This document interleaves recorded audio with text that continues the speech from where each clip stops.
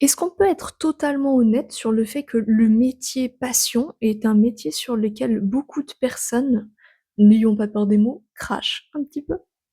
Non, parce qu'au final, les créas, on en a eu des tacles, d'entendre, «Bah, j'ai ton outil, je peux le faire» ou «Ah, ça a pas l'air si compliqué que ça» ou «Fais-moi ça juste en 5 minutes» ou encore: «Ah, bah, j'aurais pu le faire moi-même». Mmh. Déjà, sachez qu'à ce moment-là, on pense à un truc, nous, créa.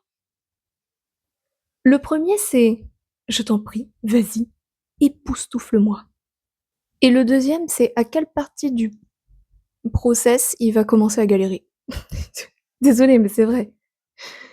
En fait, je crois qu'il y a tout simplement du mépris pour un métier passion qu'est la créa et étrangement, moi je l'ai constaté en tout cas, il y avait toujours une volonté de te faire comprendre qu'en fait ce que tu fais, c'est pas un vrai métier.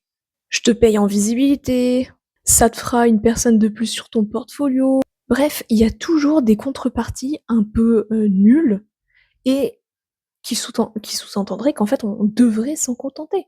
Je suis désolée, mais si tu vas voir un grand chef, que tu vas dans la cuisine et que tu lui dis: «Amigo, ton métier es un métier passion et du coup, j'y paye qu'ici je suis complètement rassasié». Tu crois que ça passe? À mon avis, ils vont se faire payer en visibilité. Non, à mon avis, il va se prendre le plat ou en tout cas une assiette vide en pleine figure.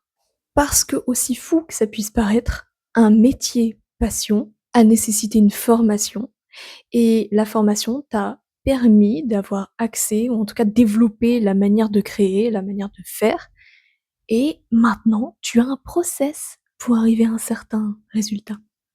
Il y a aucune magie. Donc quand quelqu'un me dit: «Oui, bah, tu peux me faire ça en 5 minutes», non. Ou alors je les assomme de questions. Je leur dis: «OK, très bien, c'est quoi ton produit?» et les personnes, elles commencent à m'en parler. Je fais: «OK, quelle est ta cible?